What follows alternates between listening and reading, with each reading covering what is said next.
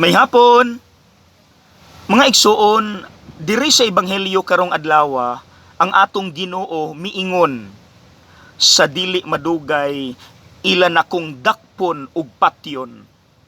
Mautong mipalag si Pedro, dili na mahitabo nimo Lord.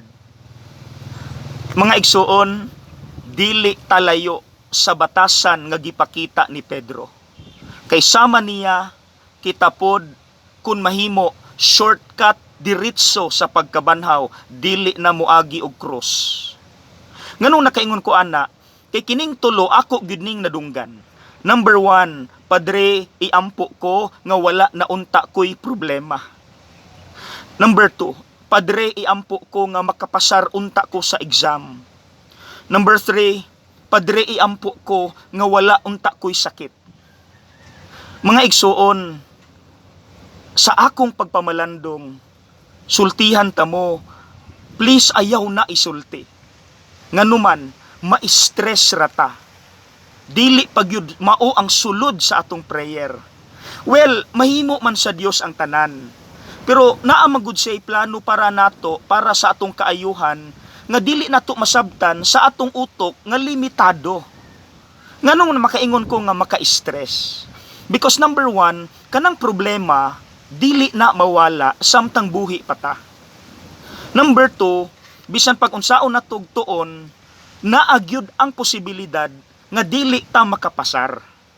Number 3, kanang sakit na ana samtang buhi pata mga igsuon.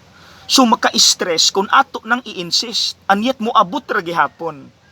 Mao nang sa akong pag-ampo og pamalandong, naunta ko'y i-suggest ninyo nga right gyud sakto nga content sa prayer and at the same time dili siya maka-stress.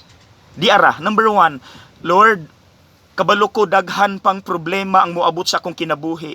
Dili nako pangayoon nga mawala na Lord, kay ma-stress ra ko. Ang akong pangayoon Lord, tagai kog kusog nga maatubang nako ang matag problema.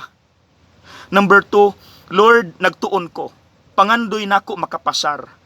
Pero Lord, kung dili ko kapasar, tagai ko sa grasya nga dili ko mo surrender, mo take gihapon kog usab.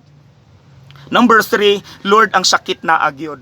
Kung maabtan kog sakit, Lord, tagai lang kog grasya sa kaisog ug kusog nga maatubang nako ang sakit, igo akong muhilak pero dili ko mo give up. Amen. Mga igsuon, stress-free, sakto pagyod ang sulod sa maong pagampo. Okay? God bless!